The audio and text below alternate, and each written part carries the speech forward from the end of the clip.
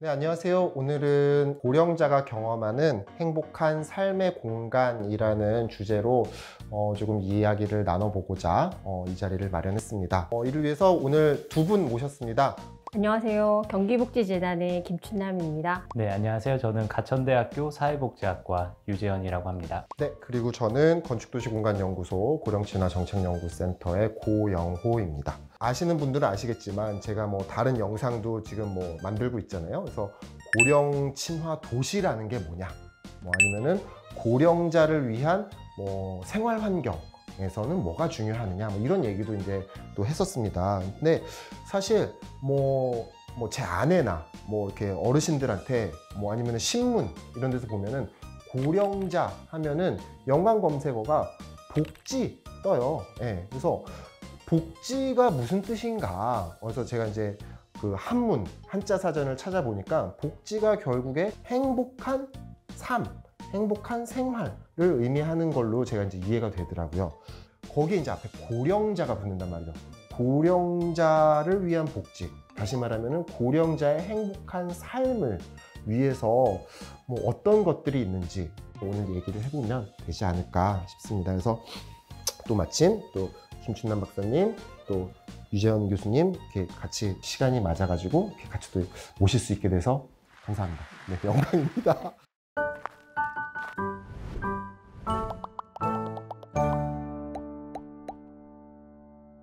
저는 건축도시를 전공을 한 사람이니까 보건복지 뭔가 그래서 찾아봤는데 제가 그 법도 찾아보고 정책도 찾아보고 했는데 어려운 말들이 나옵니다. 재가, 여가, 의료. 그래서 의료는 병원 그런 느낌으로 알겠어요. 네. 근데 여가인데 재가 좀 어려워가지고 교수님이라면 조금 쉽게 설명해 주실 수 있지 않을까. 그래서 우리 국가와 그리고 사회에서 함께 노인분들을 지원하는 내용은 크게 나눠서 보면 네 가지로 생각할 수 있습니다. 첫 번째, 이분들이 노년기에도 건강하게 살 수 있도록 하는 건강 지원이 있겠고요. 두 번째는 경제적으로 너무 어렵게 빈곤하지 않게 사실 수 있도록 하는 경제적인 지원이 있습니다. 그리고 세 번째는 노년기에도 다른 친구, 가족, 이웃들을 만나면서 사이좋게 교류하면서 지낼 수 있도록 하는 사회활동 지원이 있고요. 마지막 네 번째는 그 과정에서 외롭고 혼자 고립되지 않게 하는 외로움에 대한 지원이 있을 것 같습니다. 그래서 노인에 대한 정부의 지원이 건강, 소득, 그리고 사회적 역할, 외로움이라고 했을 때 제일 중요한 건 아무래도 의료가 될 것 같습니다. 그래서 병원에 대한 지원도 노인분들이 정부를 통해서 지원을 받고 계십니다. 노인분들 중에서 경제적으로 넉넉하지 않은 분들도 분명히 많이 계세요. 우리나라 노인 빈곤율이 40%가 넘어간다고 하거든요. 노인분들이 본인이 가지고 있는 돈이 많이 없으셔서 병원을 하지 못하면 안 되시기 때문에 그런 분들한테는 의료급여라고 해서 10%도 내지 않거나 아니면 10%만 낼 수 있도록 하는 그런 서비스가 있고 외래정액제라고도 표현을 합니다. 교수님 조금은 이해가 가는데 아직도 조금은 어렵습니다.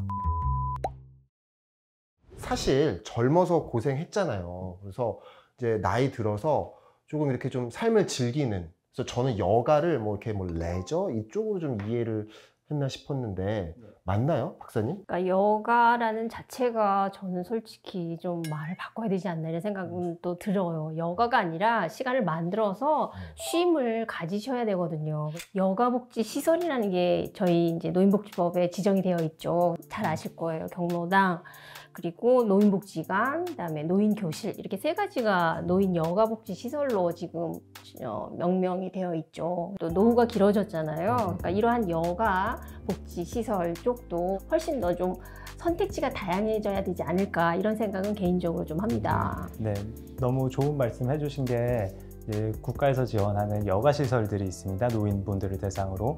그래서 아마 학생분들이나 모두 다 젊은 분들도 노인정 아니면 이제 경로당이라는 얘기를 많이 들으셨을 거예요. 그래서 그것들이 전국적으로 엄청 많습니다. 우리가 길을 가다 보면 제일 많이 접하게 되는 게 아마 커피숍이 아닐까 싶어요. 커피숍이 전국에 한 7만 개 정도 있다고 하는데 경로당이 그에 준하게 거의 비슷하게 6만 7천 개 정도가 있습니다. 그런데 이제 한 가지 문제라고 한다면 복지관은 전국에 작년 기준으로 한 391개, 되게 적죠. 그러니까 여러분이 살고 계신 그 지역에 거의 한두 개밖에 없는 거예요. 어찌됐건 고령자 분들에게, 어르신들에게 전달이 되려면은 시설이나 뭐 장소를 통해서 그 전달이 될 수밖에 없는 거겠죠? 맞습니다. 예. 그러면은 만약에 고령자가 거기까지 가기가 너무 힘들면은 그 서비스를 못 누리게 되는 건가요? 네, 너무 중요한 포인트를 지적을 해주셨는데 아무리 병원이 주변에 좋은 병원이 있다고 하더라도 노인분들이 거기까지 못 가시면 이용하실 수가 없는 거죠. 특히 서울처럼 대도시에 밀집해서 살아가는 곳에서는 이런 문제가 덜 하지만 군 지역 같은 데 가서는 노인분들이 하루에 3번, 4번밖에 오지 않는 버스를 타고 2시간씩 왕복을 하셔야지만 병원을 이용하고 또 노인복지관을 이용하실 수 있어서 가까운 곳에 이런 시설들이 있도록 해드리는 것이 매우 중요하다고 할 수 있습니다. 박사님, 그러면은 이제 의료시설에 대해서는 조금 감을 잡은 것 같아요. 네. 경로당, 네. 복지관 그런 것도 네. 뭐 즐기고 싶을 때, 가고 싶을 때 갈 수 있어야지 여가를 누릴 수 있는 그런 거 아닐까요? 그러니까 여가를 즐길 수 있는 공간 아니면 그런 환경 제공하는 게 굉장히 중요하다라고 생각이 들고요. 말씀 끊어서 네네. 죄송해요. 네네. 꼭 시설일 필요는 없겠군요. 그렇죠. 그러니까 뭐 공원, 뭐 그런 그럼요. 야외에서의 공간, 장소 이런 것도 네. 여가를 즐길 수 있다면 네, 맞습니다. 죄송합니다. 그래서 꼭 뭐 노인복지관만이 아니더라도 지금 고 박사님이 말씀하신 것처럼 자기가 쭉 살아오던 공간에서 그러한 여가를 즐길 수 있는 공간들이 중간중간에 펼쳐져 있다면 굉장히 의미가 있지 않을까 이런 생각이 들고, 오늘 저희 주제가 이 그러니까 고령자가 경험하는 행복한 삶의 공간이잖아요. 그래서 마음만 행복해야지 해서 되는 게 절대 아닌 것 같아요. 그래서 환경이 정말 행복할 수 있는 그런 공간을 만들어주고 또 있어야지만 되지 않을까 이런 생각이 또 드네요. 네, 김춘남 박사님께서 너무 좋은 말씀 해주셨던 게, 저는 아까 노인분이 병원이나 경로당이나 노인복지관을 꼭 가서 이용하셔야 되는 것처럼 이야기를 드렸는데, 그런 서비스 말고도 요양보호사분이나 아니면 생활관리사분들이 가사일도 도와주시고요, 목욕도 도와주시고, 그리고 몸이 많이 편찮은 분은 이렇게 한 번씩 누우실 수도 있게 하는 그런 서비스들도 하고 있습니다. 그것이 제가 서비스고, 살고 계시는 그 집 공간 자체도 이분한테 매우 중요하고 서비스를 받을 수 있고 할 수 있는 그런 공간이라고 할 수 있습니다. 그러면은 교수님, 박사님, 지금 앞서 말씀해 주셨던 거 잠깐 제가 이제 이해를 해보면은, 고령자 어르신이 어떤 시설이나 장소를 찾아가는, 그게 이제 의료와 여가고 거꾸로 찾아오는, 그게 이제 약간 제가의 서비스인 것 같아요. 어르신들의 행복감을 뭐 측정, 뭐 조사할 수는 없겠지만, 그래도 지역마다 어르신들의 상황이 어떻게 다른지를 조사를 하고 있는 걸로 제가 노인 실태 조사 맞나요? 네, 맞습니다. 노인 실태 조사. 그 노인 실태 조사에서 그 조사하는 내용들이 크게 묶으면 뭐 대충 어떻게 될까요? 노인복지법에 의거해서 3년에 한 번씩 노인실태조사라는 것을 하고 있습니다. 그래서 2011년, 14년, 17년 그리고 2020년 현재도 조사를 하고 있는데, 그 안에 보면 아까 얘기 드렸었던 어느 가족이 어떻게 누구랑 살고 있는지, 어디에서 살고 있는지, 그리고 건강 상태는 어떠신지, 경제 활동은 어떻게 하시는지, 사회 활동이나 여가는 어떻게 하시는지, 이런 내용도 있지만, 고영호 박사님께서 말씀하신 그 안에 지역사회가 이분들이 이용하시기에 교통은 편리하신지, 아니면 시설들을 이용하기는 편리하신지, 아니면 집에서 나중에 살아가고 싶으실 때 본인의 집 주택 환경이 얼마나 불편한지 등등에 대해서도 되게 자세하게 물어보는 내용들이 포함되어 있습니다. 네네.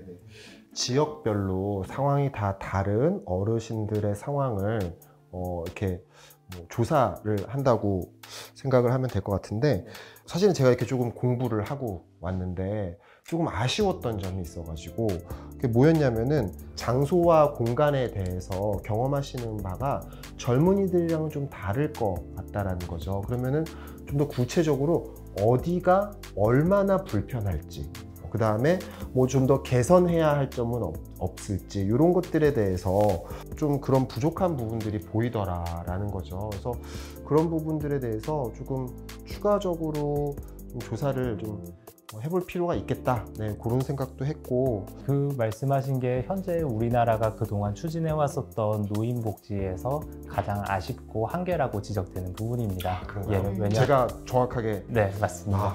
예, 외국을 보면 노인분들이 꼭 댁에 사시든지 아니면 시설에 요양병원이나 아니면 요양원이라고 하는데 들어가셔서 거주하시든지 그 외에도 다양한 선택지들이 있거든요. 이제는 융합돼서 집에서도 의료 서비스, 돌봄 서비스 여가를 할 수 있고, 그리고 이분이 그 안에서 이제 지역사회로 나가서도 얼마든지 다양한 기관을 이용하면서 그 생활 환경 자체가 하나의 돌봄이자 복지이자 복원인 곳으로 바뀔 수 있도록 하는 것이 우리가 앞으로 해나가야 될 큰 과제라고 하겠습니다. 이런 사회적인 지원이 단지 노인만을 위한 것이 아니다라는 얘기를 마지막으로 드리고 싶어요. 스웨덴에 가면 코하우징이라는 곳도 있습니다. 뭐냐 하면 한 주거 공간에 노인분들 그리고 아니면 대학생 아니면 청년 세대인 분들이 함께 거주하면서 서로 도와가면서 살아가는 것인데 함께 하숙하는 젊은 사람들도 얼마든지 고령자의 지원으로 인해서 함께 행복하고 함께 안녕하고 할 수 있다라는 얘기를 마지막으로 드리고 싶었습니다. 꼭 마지막일 필요는 없습니다. 네. 박사님. 네. 마음만 가지고 정말 나 행복해져야지 해서 행복해지지 않은 것 같아요. 환경을 좀 고 박사님 네. 바꿔주세요. 그러면 행복한 환경을 만들어주시면 저도 부탁드리겠습니다. 네, 공간. 네. 앞으로 건축도시 공간연구원 할 일이 너무 많을 것 같아요. 네, 부탁드립니다. 네. 네. 네, 뭐 저에게만 던져주셨던 숙제는 아니잖아요. 교수님도 박사님도 네. 같이 준비를 해주시기를 좀 부탁을 드리고요. 오늘 긴 시간 어려우셨을 텐데 고생 많으셨습니다. 네, 감사합니다. 네, 네. 박수로 마무리하겠습니다. 네.